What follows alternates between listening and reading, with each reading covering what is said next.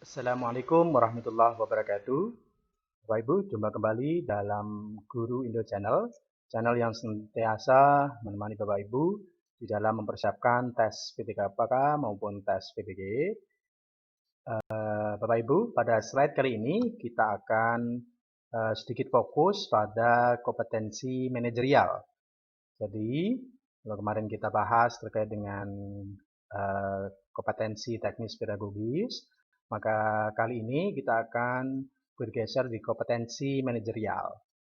Bapak Ibu, sebagai informasi bahwa di dalam video kali ini kita akan cantumkan terkait dengan tryout terkait dengan kompetensi manajerial. Jadi Bapak Ibu, silahkan ditonton videonya, disimak indikatornya, kemudian definisi-definisi penting dan kata-kata kunci yang bisa dijadikan untuk menjawab soal. Kemudian silahkan nanti bisa dicek di deskripsi video untuk link tryout-nya untuk latihan Bapak Ibu, sehingga nanti peka untuk menganalisa soal. Bapak Ibu, langsung saja slide yang pertama kita akan bahas terkait dengan kompetensi manajerial.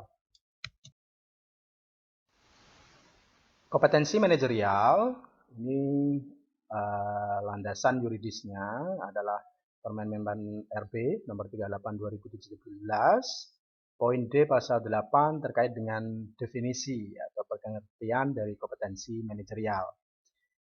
Apa itu? Jadi kompetensi manajerial adalah pengetahuan, keterampilan, dan sikap perilaku yang dapat diamati, diukur, dikembangkan untuk memimpin dan atau mengelola unit organisasi. Jadi kata kuncinya di sini, jadi manajerial adalah pengetahuan, keterampilan, sikap atau perilaku untuk mengelola dan memimpin organisasi. Maka di kompetensi manajerial ini apa indikatornya, kemudian apa domainnya dan apa indikatornya. Mari kita langsung saja. Ini Bapak Ibu, bahwa kompetensi manajerial ini memiliki 8 domain. Apa itu? Integritas, kerjasama, komunikasi, orientasi pada hasil, pelayanan publik, pengembangan diri dan orang lain, kemudian mengelola perubahan, dan pengambilan keputusan. Jadi 8 domain ini nanti yang akan menjadi soal-soal kompetensi manajerial. Kemudian pada slide kita akan bahas satu persatu plus indikatornya, sehingga nanti untuk menganalisa soal kita lebih mudah. Maka di slide ini kita fokus pada integritas dulu, ya. Kemudian slide yang kedua nanti kita atau video yang kedua kita bahas kerjasama dan seterusnya. Maka slide ini kita lanjut. Apa itu integritas? Ini definisi dari integritas menurut Menpan, Permen Menpan RB 38. Jadi integritas itu adalah konsisten berperilaku selaras dengan nilai, norma, dan atau etika organisasi. Bapak Ibu, kata kuncinya ada konsisten. Jadi konsisten di dalam bertindak yang sesuai dengan nilai, norma, dan atau etika organisasi. Maka kata kuncinya di integritas, sikap harus konsisten. Ya, jadi perilaku kita harus konsisten yang sesuai dengan apa? Nilai, norma, dan atau etika. Itu integritas. Kemudian yang kedua, kata kuncinya jujur. Ada nilai kejujuran di sana. Jadi kita berintegritas itu, dikatakan berintegritas itu adalah konsisten di dalam berperilaku yang sesuai norma, kemudian jujur dalam hubungan dengan manajemen, rekan kerja, bawahan langsung, dan pemangku kepentingan. Jadi ada kata jujur, kemudian kejujuran ini dinilai juga dalam integritas. Kemudian mampu menciptakan budaya etika tinggi. Jadi menciptakan budaya etika, ini juga kata kunci. Kemudian bertanggung jawab atas tindakan atau keputusan beserta resiko yang menyertainya. Jadi ada beberapa kata kunci. Satu, konsisten berperilaku yang sesuai dengan norma etika. Kemudian jujur dalam hubungan. Ini. Kemudian menciptakan budaya etika tinggi. Nah, ini kemudian bertanggung jawab atas tindakan atau keputusan beserta resiko yang menyertainya. Maka inilah definisi dari integritas. Ya, jadi ada teori lain, Bapak Ibu, yang menyebutkan bahwa integritas itu adalah sama dalam perkataan, pikiran, dan perbuatan. Maka di sana dikatakan integritas. Masuk mana? Termasuk dalam kejujuran juga ada di sana. Ya. Jadi semakin kita berintegritas, ya, semakin kita memiliki integritas yang tinggi, maka semakin orang akan segan sama kita. Itu intinya adalah definisi dari integritas. Kemudian untuk indikatornya apa? Ini bisa kita simak di slide selanjutnya. Inilah indikator integritas. Nah, satu, mampu bertindak sesuai nilai, jelas, jadi konsisten dalam bertindak yang tadi.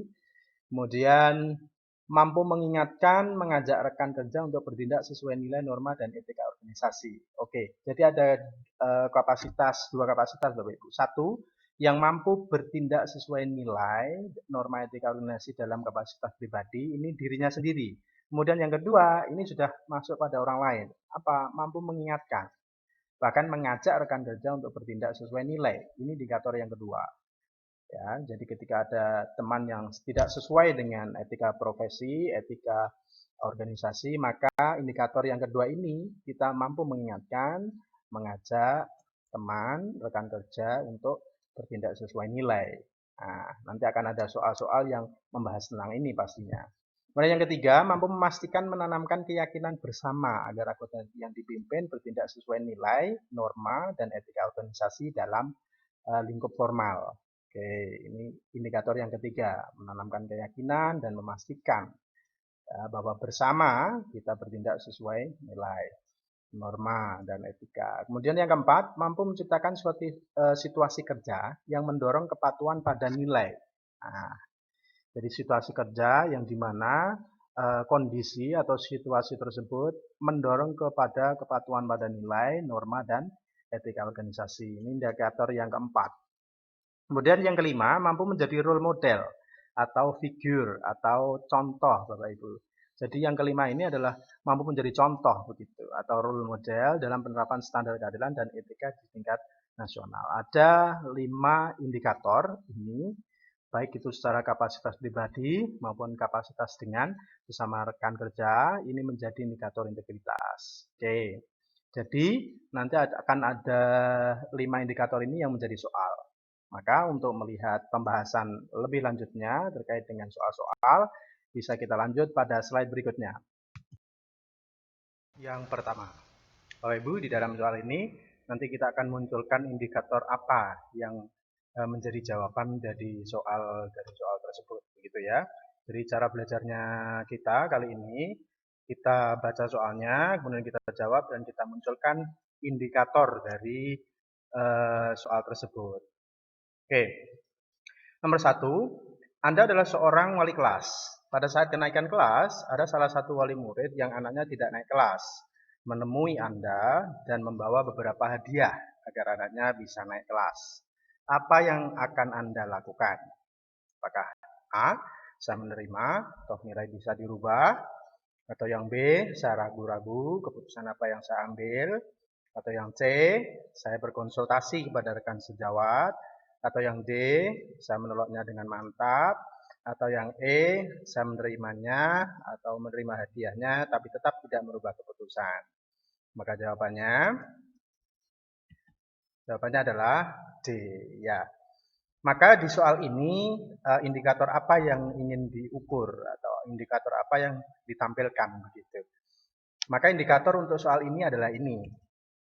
Jadi jawaban yang D itu memang ingin menampilkan integritas Bapak Ibu terkait dengan apa? Indikator yang pertama, yaitu mampu bertindak sesuai nilai, norma etika organisasi dalam kapasitas pribadi. Jadi jawaban yang A tentunya tidak sesuai indikator. Jadi menerima, toh nilai bisa dirubah, berarti Anda tidak mampu bertindak sesuai nilai, norma etika organisasi dalam kapasitas diri pribadi Anda. Jadi jawaban A jelas salah. Kemudian yang B, saya ragu-ragu keputusan apa yang saya ambil ini juga tidak menunjukkan kapasitas pribadi Anda sebagai pribadi yang mampu bertindak sesuai nilai, norma etika organisasi. Yang D, saya menolaknya dengan mantap, jelas. Kemudian yang C, saya berkonsultasi kepada rekan sejawat, ini juga hal yang tidak menunjukkan bahwa Anda adalah orang yang berintegritas tentunya. Kemudian yang E, saya menerima hadiahnya tapi tetap tidak merubah keputusan. Maka di soal ini yang diukur atau yang ingin ditanyakan adalah integritas diri Anda terkait dengan indikator yang pertama. Apa itu? Mampu bertindak sesuai nilai, norma, etika organisasi dalam kapasitas pribadi. Oke, soal selanjutnya.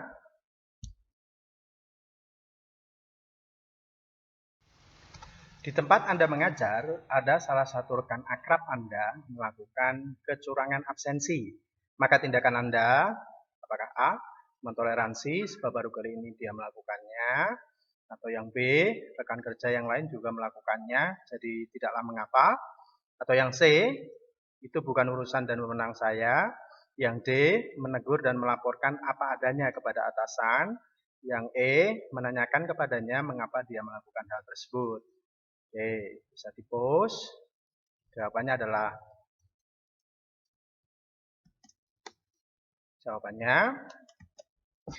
D, menegur dan melaporkan apa adanya kepada atasan. Ini berdasar indikator nomor berapa? Indikator nomor 2. Apa itu? Mampu mengingatkan, mengajak rekan kerja untuk bertindak sesuai nilai, norma, dan etika organisasi. Jadi soal nomor 2 ini mengukur seberapa jauh Anda mampu mengingatkan dan mengajak rekan kerja Anda untuk bertindak sesuai nilai, norma, dan etika organisasi. Maka jawabannya adalah menegur dan melaporkan kepada atasan. Soal berikutnya. Seorang oknum staf menawarkan bantuan kepada saya untuk bisa diterima menjadi guru di tempat tersebut dengan cara memberikan dana dengan jumlah tertentu. Sikap saya adalah A. Menerima tawaran tersebut sebab persaingan memang sangat ketat. Yang B. Mempertimbangkan terlebih dahulu segala sesuatunya. Yang C. Mencoba terlebih dahulu dengan cara resmi sebelum melalui cara yang seperti itu. Atau yang D. Menolaknya karena saya ingin diterima dengan cara yang sah, bukan dengan suap agar rezeki saya sebagai karyawan nanti tetap halal. Kemudian yang E, meminta pertimbangan orang tua dan pihak-pihak yang lebih berpengalaman. Kira-kira indikator integritas yang nomor berapa ini yang mau diukur? Ya Bapak Ibu, jawabannya adalah D, yaitu menolaknya. Ya, jadi menolak tawaran tersebut karena memang ada indikatornya. Apa? Ini indikator yang ingin ditanyakan. Apa? Mampu bertindak sesuai nilai, norma, etika organisasi dalam kapasitas pribadi. Jadi indikator untuk soal ini memang membahas atau mengukur terkait tindakan Anda atau kapasitas pribadi Anda sebagai seorang yang berintegritas. Maka jawabannya adalah D. Soal selanjutnya. Hampir semua pegawai di kantor tempat Anda bekerja meminta uang tanda terima kasih atas pengurusan surat izin tertentu. Namun menurut peraturan kantor, hal itu tidaklah diperbolehkan. Maka saya titik-titik. A. Ikut melakukannya karena bagaimanapun juga kawan-kawan kantor juga melakukannya. Yang B.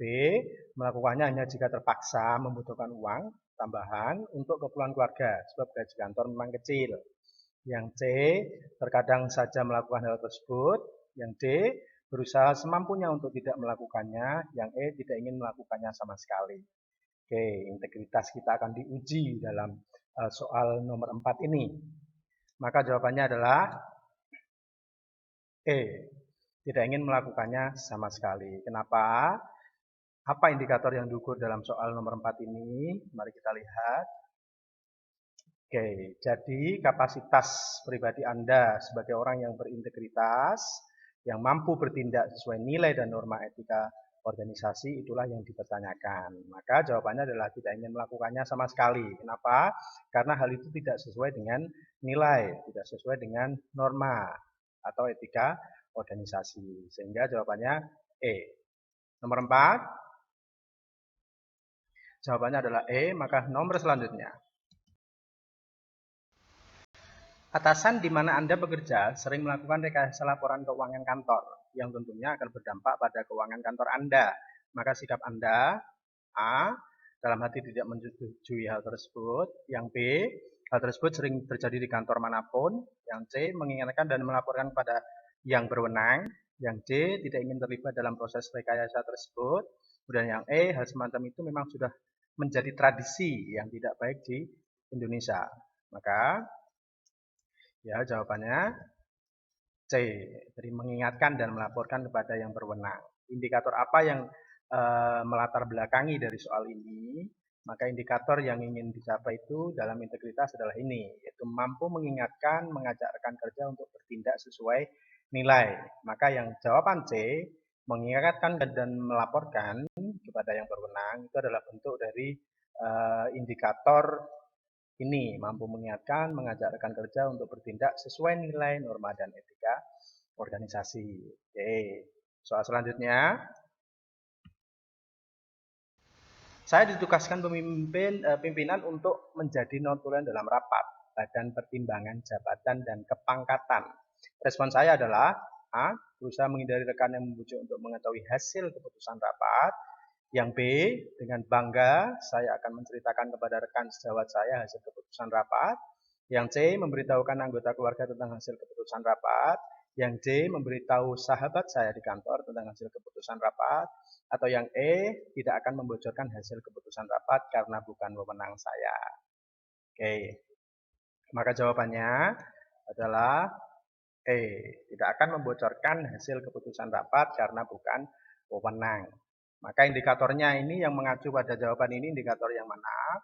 Bisa kita simak. Indikatornya adalah mampu menciptakan situasi kerja yang mendorong kepatuhan pada nilai, norma, dan etika organisasi. Maka dalam soal nomor 6 ini, indikator yang ingin dicapai adalah indikator yang ini Bapak Ibu. Jadi mampu menciptakan suatu situasi kerja yang mendorong kepatuhan. Karena memang itu bukan wewenang Anda, maka tidak seyogianya Anda membocorkan hasil keputusan.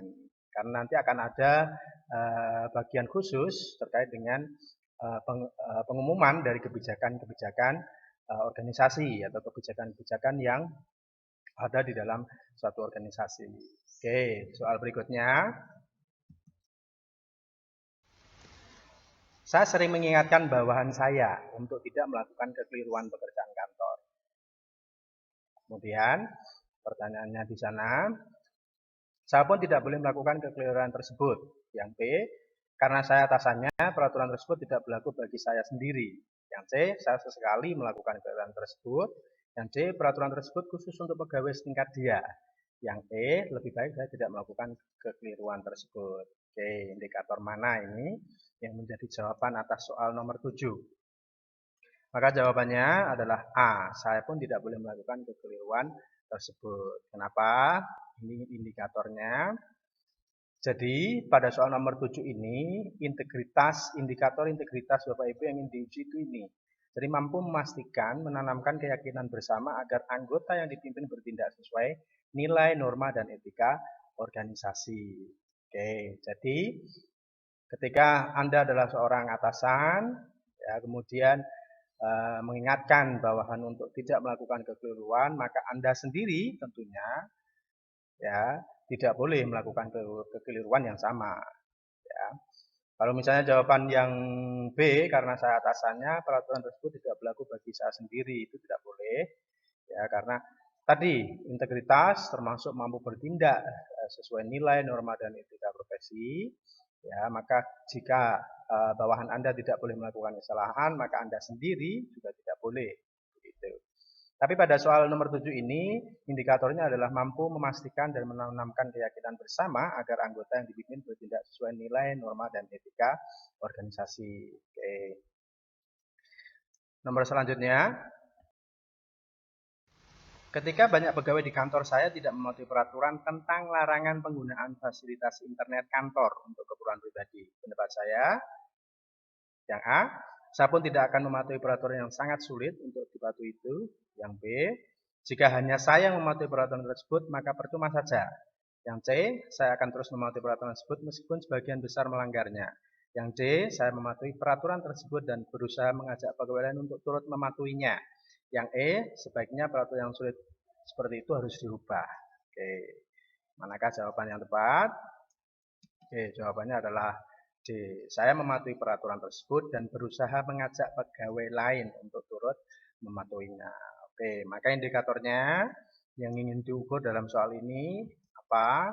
Nih, jadi mampu mengingatkan, mengajak rekan kerja untuk bertindak sesuai nilai, norma, dan etika organisasi.